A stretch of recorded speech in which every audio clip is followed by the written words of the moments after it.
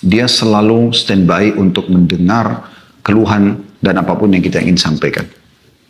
Termasuk mungkin rahasia-rahasia kita. Dan kita merasa orangnya sangat bijaksana, sangat dewasa. Dia punya waktu yang dia luangkan dulu kita. Jam berapapun kita telepon, dia siap dengarkan, dia siap memberikan solusi-solusi. Saya yakin kita akan merasa nyaman sekali dengan orang tersebut. Ya, apalagi kalau orangnya amanah, bisa menutup, bisa menjaga. Saya yakin kita sangat menjaga hubungan sama orang tersebut ya. Ini mungkin Anda bisa temukan dalam hidup Anda, ada orang-orang yang memang sangat setia dengan Anda gitu. Sebenarnya teman-teman sekalian, Allah Subhanahu wa taala ya, sudah memberikan kepada kita solusi itu. Sehingga kita punya teman dari manusia itu tidak penting bagi seorang mukmin. Itu hanya pelengkap saja. Karena Allah sebagai wali orang-orang beriman, Dia akan setiap saat mau mendengarkan keluh kesah kita. Tanpa ada perantara, kita langsung bisa berdoa kepadanya.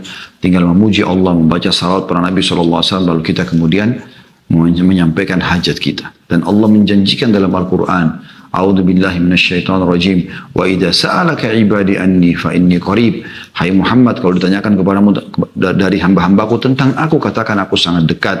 Ujibu da'watad da'i idza da'an, dan aku pasti akan menjawab semua permintaan hamba-hambaku yang meminta. Falyastajibuli, oleh karena itu mereka kembali kepadaku, minta kepadaku. Wal yu'minu bi, dan mereka beriman tentang keberadaanku, la'allahum yarshudun, agar mereka mendapatkan petunjuk. Penulis di sini mengangkat di bahasan sebelum membahas sekitar 132 doa tentang keutamaan berzikir dan berdoa. Tentu kalau kita menyebutkan doa, dia masuk dalam zikrullah, karena Anda tidak mungkin berdoa kecuali Anda mengingat Allah Subhanahu wa taala. Dalil pertama diangkat oleh beliau adalah surah Al-Baqarah ayat 152 yang bunyinya a'udzubillahi minasyaitonir rajim fadhkuruni adzkurkum washkuruli wala takfurun. Maka ingatlah kamu kepadaku, niscaya aku ingat pula kepadamu, kata Allah. Dan bersyukurlah kepadaku dan janganlah kamu mengingkari nikmatku. Ya, tentu ulama menggambarkan sini mengingat Allah SWT dengan banyak cara. Baik itu menyebutkan dengan zikir, menyebut-nebut dan memuji-muji namanya, berdoa kepadanya, membaca kitabnya, ya, menjalankan perintahnya, meninggalkan larangannya. Ini semua masuk dalam umumnya zikrullah. Juga Allah Subhanahu wa taala berfirman menyuruh kita agar memperbanyak mengingatnya. Memperbanyak doa, memperbanyak memuji-muji namanya, memperbanyak mengerjakan perintah-perintah yang diperintahkan gitu ya. Dalam surah Al-Ahzab ayat 41, A'udzu billahi minasyaitonir rajim, ya ayyuhalladzina amanu dzkurullaha dzikran katsira. Hai orang-orang beriman, berzikirlah, mengingat dan menyebut Allah lah dengan zikir yang sebanyak-banyaknya. Dan sebagian ulama mengatakan di antara ibadah-ibadah yang Allah Subhanahu wa taala perintahkan yang umumnya dihubungkan perintah ibadah itu dengan kata-kata katsira atau banyak, itu adalah zikir. Itu adalah zikir. Kita diperintahkan puasa ya, tapi tidak diikutkan dengan puasalah yang katsir, yang banyak, atau sholatlah yang banyak misalnya. Tapi zikir selalu diikutkan dengan bahasa atau kalimat atau kata-kata katsir. Sementara di surah Al-Ahzab 41, hai orang beriman, berzikirlah kepada Allah dzikran katsira, zikir yang banyak. Juga Allah menyebutkan dalam surah Al-Ahzab ayat 35. Surah Al-Ahzab ayat 35. Ini kalau Anda buka di Al-Quran ya. Coba dibuka surah Al-Ahzab surah nomor 33 dalam Al-Quran. Di situ Anda lihat ya, perhatikan baik-baik bagaimana Allah Subhanahu wa taala menyebutkan ciri orang-orang yang beriman kepadanya. Allah bilang dari Al-Ahzab surah nomor 33 ayat 35. A'udzu billahi minasyaitonir rajim. Innal muslimina wal muslimat. Sesungguhnya laki-laki muslim dan perempuan muslimah yang menyerahkan diri kepada Allah. Wal mu'minina wal mu'minat, dan laki-laki yang beriman juga perempuan yang beriman. Wal qanitina wal qanitat, dan laki-laki juga perempuan yang patuh. Itu salah satu makna qanit, taat ya. Was-sadiqina was-sadiqat, dan laki-laki yang jujur juga perempuan yang jujur ya. Kemudian was-sabirina was-sabirat, laki-laki yang sabar dan perempuan yang sabar. Wal khashi'ina wal khashi'at, laki-laki dan perempuan yang khusyuk ya, konsentrasi pada saat ibadah.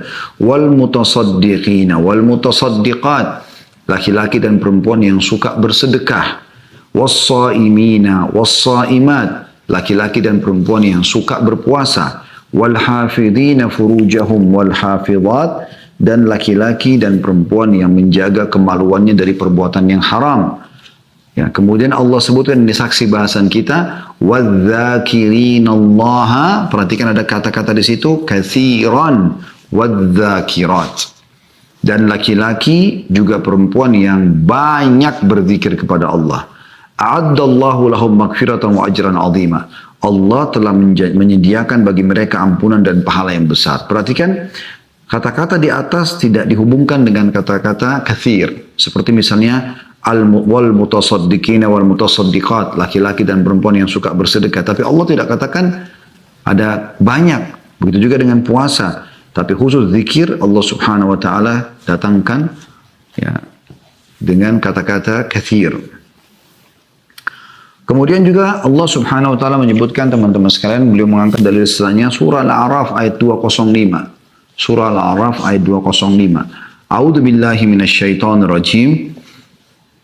Wadhkur rabbaka fi nafsika tadarruan wa khifatan wa dunal jahri minal qawli bil ghudwi wal asali wa la takum minal ghafilin. Dan sebutlah nama Rabbmu dalam hatimu dengan merendahkan diri dan rasa takut, dan dengan tidak mengeraskan suara di waktu pagi dan petang, dan janganlah kamu termasuk orang-orang yang lalai.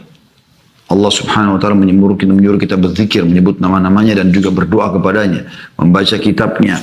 Sebutlah nama Rabbmu dalam hatimu dengan merendahkan hati, merendahkan diri dan juga rasa takut akan siksaannya, dan dengan tidak mengeraskan suara, tidak teriak-teriak sana sini.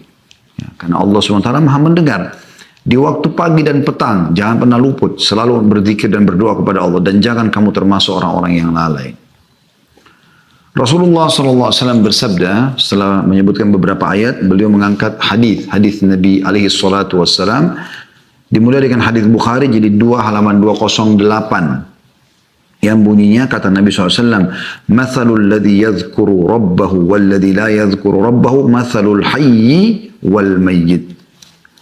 Perumpamaan orang yang berzikir atau mengingat dan menyebut Rabbnya dibandingkan dengan orang yang tidak berzikir atau mengingat dan menyebut Rabbnya adalah seperti orang yang hidup dibandingkan dengan orang yang mati.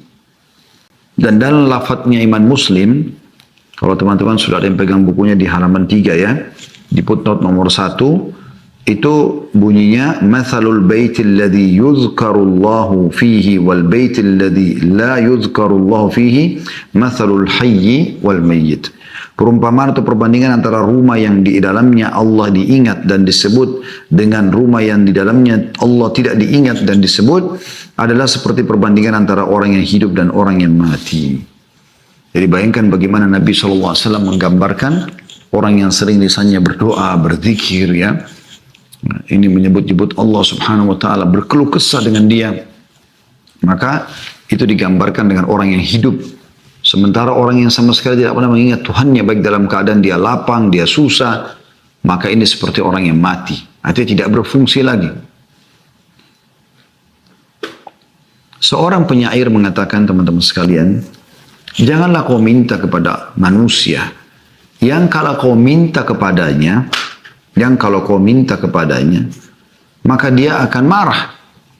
Tapi mintalah kepada, seperti misalnya teman-teman kalau minta kepada seseorang misalnya bantuan, sekali mungkin dia beri, 2 kali dia beri, ke 3 kali, ke 5 kali, ke 10 kali, ke 50 kali, ke 100 kali mungkin dia akan marah. Kata penyair ini, jangan kau minta kepada manusia yang kalau kau minta padanya dia akan marah. Tapi mintalah kepada zat Allah yang kalau kau tidak minta justru dia marah. Allah subhanahu wa ta'ala, saudaraku seiman, kalau anda tidak berzikir, tidak berdoa, tidak sengaja merengek lah, tanda kutip ya, kepadanya, maka dia marah. Dalam sebuah hadis dengan sanad hasan, seingat saya, riwayatkan Tirmidzi, kata Nabi SAW, Man lam yad'u Allah yaghdab alaih. Siapa yang tidak minta justru kepada Allah, Allah marah. Bayangkan teman-teman. Kalau malah manusia beda sekali, kalau kita minta terus malah dia akan marah. Tapi kalau Allah SWT justru kalau kita tidak minta, maka dia akan marah. Dan Allah subhanahu wa ta'ala teman-teman sekalian akan memenuhi hajat anda walaupun itu mustahil di mata anda. Dan mungkin dalam sebuah kisah, seorang salafus salih dulu, orang yang miskin, hidupnya pas-pasan, apa yang dia dapat hari itu itulah yang dia makan dengan istri dan anaknya. Dan istri anaknya pun bersabar. Ringkas cerita teman-teman, pada satu hari dia pulang ke rumahnya, dia tidak dapat hasil apa-apa. Begitu tiba di rumah, sudah malam, istrinya tanya, apa ada hasil hari ini? Kata dia tidak ada. Saya sudah coba keliling sana sini menawarkan jasa untuk kerja, tidak ada sama sekali orang yang memberikan kepada saya pekerjaan. Maka saya tidak tahu lagi harus buat apa. Kata istrinya, tapi kita seharian belum makan nih. Lapar benar dari pagi sama anak-anak belum makan. Kata dia, insya Allah setelah saya istirahat sejenak, saya akan keluar lagi. Enggak cerita dia keluar lagi. Sudah malam, sudah tutup semuanya. Zaman dulu tidak kayak sekarang. Mungkin zaman dulu tuh selepas Isya udah nggak ada lagi orang yang lalu lalang karena gelap gitu kan. Dan kayak kita sekarang justru penerangan di sana sini, Masya Allah gitu kan. Nikmat Allah yang luar biasa melimpah pada kita sekarang. Yang jelas teman-teman sekalian, dia jalan, dia tidak tahu mau kemana. Dia lewat ada sebuah masjid. Gelap juga, zaman dulu orang pakai obor gitu kan. Dia nyalakan obor yang dia mampu, nyala sedikit, lalu dia wudhu, dia sholat. Dia sholat, dia memohon kepada Allah subhanahu wa ta'ala dengan penuh ketundukan hati, berharap Allah memberikan kepada dia rezeki sama istri dan anaknya yang sudah seharian belum makan gitu kan. Yang jelas teman-teman sekalian, subhanallah, di malam itu penguasa di wilayah itu gelisah, nggak bisa tidur. Maka dia pun terdorong hatinya mengambil kurang lebih kalau seingat saya 20 kantong berisikan harta, dinar-dinar emas. Dan dia bilang, ya Allah, aku malam ini nggak bisa tidur. Ini kata rajanya pada saat itu ya, atau penguasa di situ. Saya ingin keluar bersedekah di jalan-Mu ya Allah. Maka mudahkanlah aku untuk bersedekah pada orang yang tepat.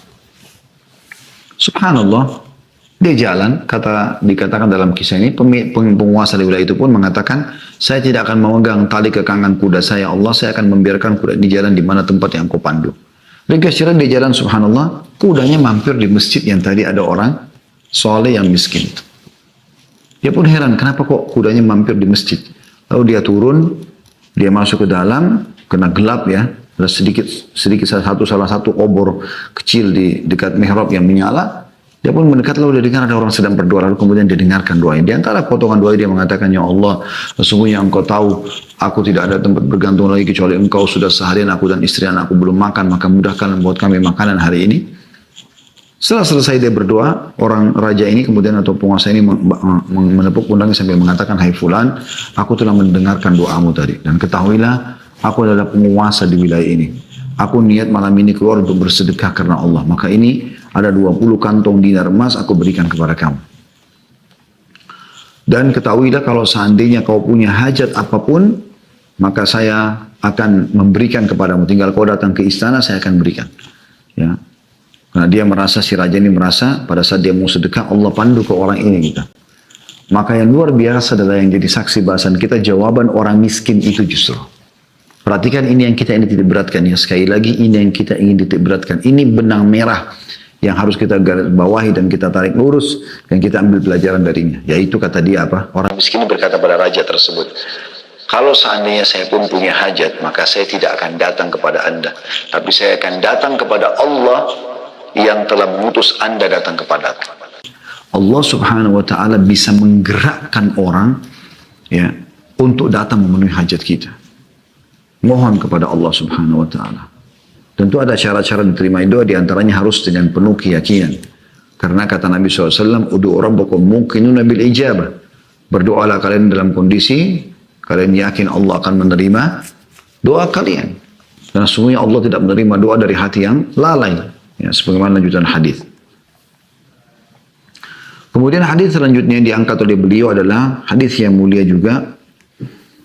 Hadis ini kata Nabi SAW, Ala unabbi'ukum bi khairi amalikum wa azkaha inda malikikum wa arfa'iha fi darajatikum wa khairi lakum min infaqid dhahabi wal warik wa khairin lakum min an talqaw aduwakum fatadribu anaqahum wa yadribu anaqahum wa yadribu anaqakum. Qalu bala, qala dzikrullahi ta'ala. Maukah, kata Nabi SAW, aku beritakan kepada kalian perbuatan kalian yang paling baik. Maksudnya besar sekali pahalanya. paling suci di sisi raja kalian, maksudnya Allah Subhanahu wa taala. Enggak ada nodanya, bersih, Allah terima semua. Paling tinggi dalam derajat kalian, cepat mengangkat derajat di surga. Lebih baik bahkan bagi kalian daripada menginfakkan emas dan perak.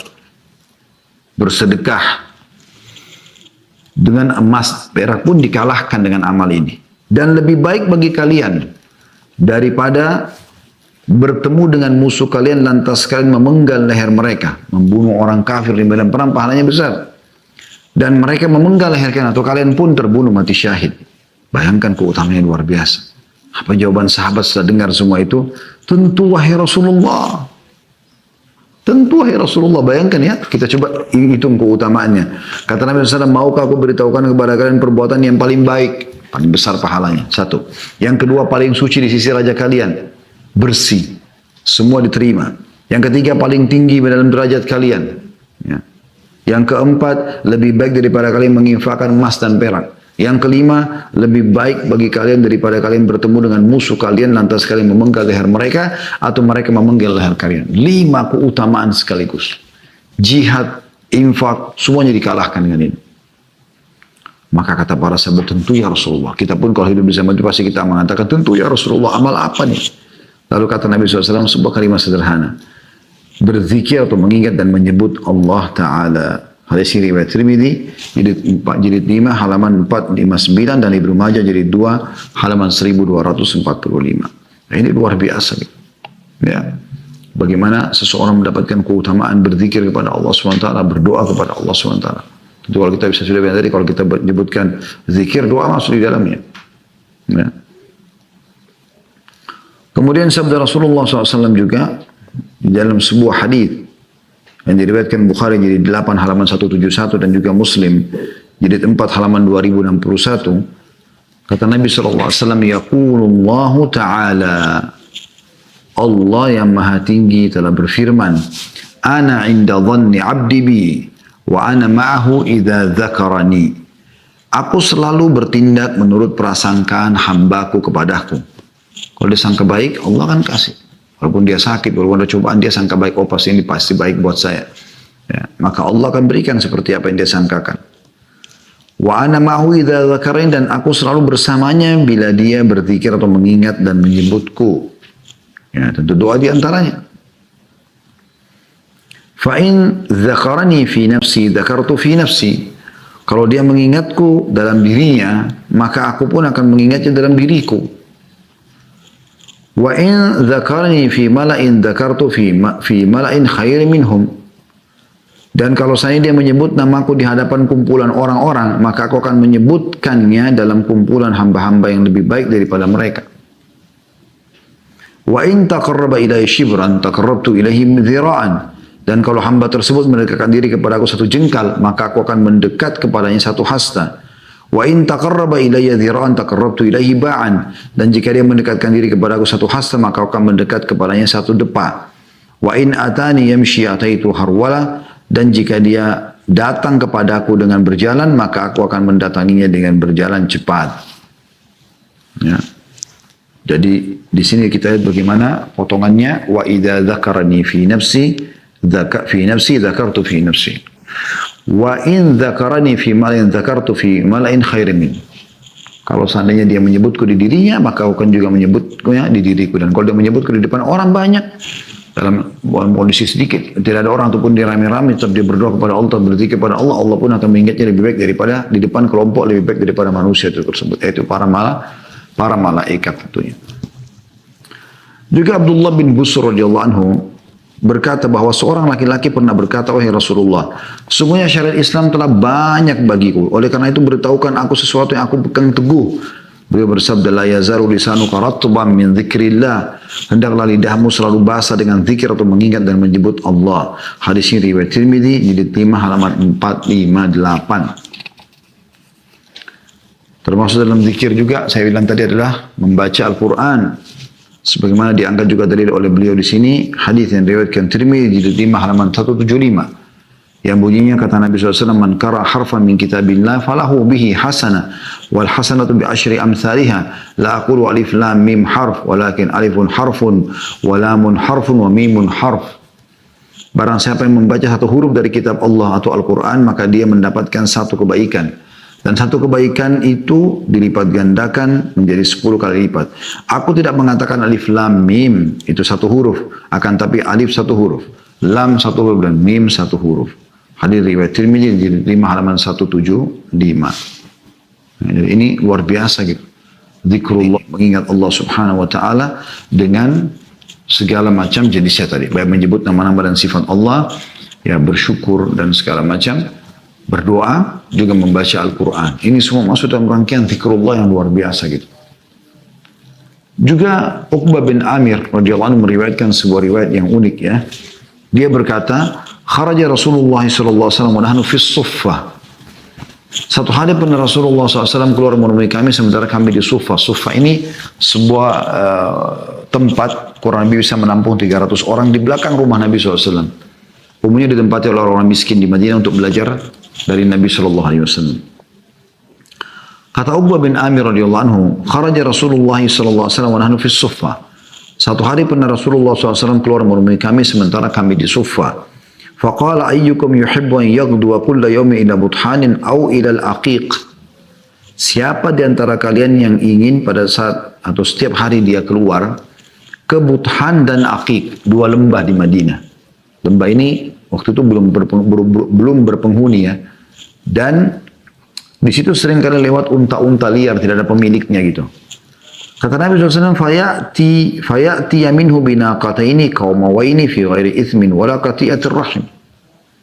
Dia mendatangi ya kedua lembah tersebut dan membawa 2 ekor unta yang sudah sempurna, ya, unta merah ya. Kemudian dia membawanya tanpa ada dosa dan tanpa memutus silaturahim. Maksudnya tanpa mengambil ya, hak orang lain. Fakulna, kami pun berkata, ya Rasulullah, nuhibbu dhalik. Wahai utusan Allah, kami ingin sekali itu. Ya nak benar setiap hari pergi ke lembah Buthan atau Aqiq, tiba-tiba datang sana ada unta tidak ada pemiliknya, bawa pulang ke rumah. Untanya mahal. Unta yang kau mau ini kata Nabi SAW. Unta yang sempurna besar, ya sudah dewasa, itu harganya mahal, gitu kan. Maka kata para sahabat, kami mau ya Rasulullah. Seperti kalau dikatakan, siapa yang mau pergi ke jalan ini atau di lembah ini, dia akan dapat 2 mobil. Gitu kan. Tanpa mencuri, hadiah buat dia. Orang semua mau. Dan ini metode yang digunakan Nabi SAW untuk menarik perhatian audiens. Gitu kan. Ini seringkali Nabi SAW menggunakan itu ya. Dilemparkan contoh dulu, kemudian untuk mendatangkan target utama nantinya. Setelah sahabat mengatakan, kami tentu mau ya Rasulullah, membawa pulang 2 ekor unta tanpa putus silaturahim, tanpa mencuri ya punya orang lain. Qala afala yaghdu ahadukum minal masjid faya'lam. Tidakkah seseorang dari kalian menuju ke masjid kemudian dia belajar au yaqra ayataini min kitabillah, atau dia membaca 2 ayat dari kitabullah Al-Quran.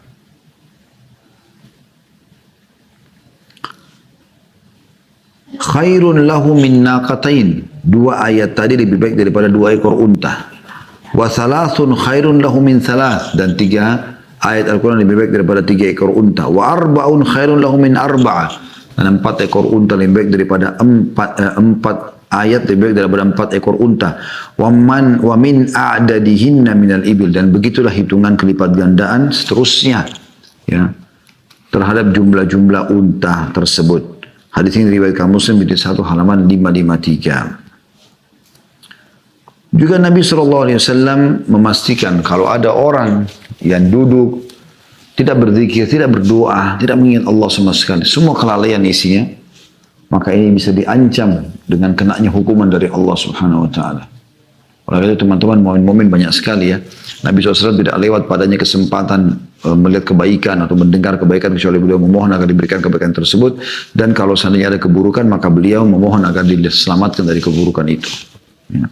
Anda misalnya lewat di jalan, Anda lihat orang tabrakan, ada orang miskin, ada orang kelaparan, ada orang terkena cobaan-cobaan penyakit, segala macam yang tidak ada pada Anda, justru Anda bisa menggunakan itu momen untuk berzikir dan berdoa kepada Allah Subhanahu wa Ta'ala. Kata Nabi SAW, man qada maq'adan lam yadhkurillaha fihi kanat alaihi minallahi tira wa man ittaja'a majja'an la yadhkurullaha fihi kanat alaihi minallahi tira. Barang siapa yang duduk di suatu tempat dan tidak berzikir atau mengingat dan menyebut Allah di dalamnya, maka itu akan menjadi kekurangan dan penyesalan atasnya dari Allah. Dan barang siapa yang berbaring di suatu tempat lalu tidak berzikir atau mengingat dan menyebut Allah, maka itu akan menjadi kekurangan dalam kurung penyesalan atasnya dari Allah. Hadis riwayat Abu Dawud nomor di tempat halaman 264. Di dalam hadis lain disebutkan makna tirah itu, atau kecelakaan itu, ataupun penyesalan tadi, yaitu sabda Nabi SAW menjelas, ma jalasa qaumun majlisan lam yadhkurullaha fihi wa lam yusallu ala nabihim illa kana alaihim tira fa in sya'a adzabahum wa in sya'a ghafaralah. Tidaklah suatu kaum duduk di suatu majlis di mana mereka tidak berzikir atau mengingat dan menyebut Allah di dalamnya dan tidak membaca salawat pada Nabi Muhammad SAW, kecuali akan menjadi kekurangan atau penyesalan atas mereka. Jika Allah menghendaki maka dia menyiksa mereka, dan jika dia kehendaki maka dia mengampuni mereka. Hadis riwayat Tirmidzi jilid 3 140. Jadi kita bisa lihat teman-teman sekalian bagaimana ya penekanan tentang harusnya seseorang itu berzikir, mengingat Allah Subhanahu wa Ta'ala, di antaranya doa, itu adalah hal yang sangat ditekankan. Justru kalau orang jauh daripada itu semua, merasa tidak butuh dengan Allah Subhanahu wa Ta'ala, dia diancam dengan tirah atau penyesalan. Bisa bermakna tadi di hadis yang kedua tadi adalah Allah, kalau ingin Allah hukum, kalau Allah ingin maafkan maka Allah maafkan. Dan yang terakhir yang kata beliau adalah hadis Nabi SAW, ma min qaumin yaqumuna min majlisin la yadhkuruna Allah fi illa qamu an mithli jifati himar wa kana lahum hasrah. Tidaklah satu kaum berdiri atau bubar dari satu majlis, kumpul-kumpul, nongkrong sama teman-teman atau keluarga, ngobrol-ngobrol. Tidaklah satu kaum berdiri bubar dari satu majlis di mana mereka tidak berzikir atau mengingat dan menyebut Allah di dalamnya, kecuali mereka berdiri dari bangkai seekor keledai, dan hal itu menjadi penyesalan bagi mereka pada hari kiamat. Hadis riwayat Abu Dawud di tempat halaman 264. Nah, jadi kita bisa lihat teman-teman di awal buku ini, beliau sebelum membahas zikir dan doa, beliau menekankan sekali tentang masalah pentingnya untuk keutamaan untuk berzikir dan berdoa itu sendiri. Ya.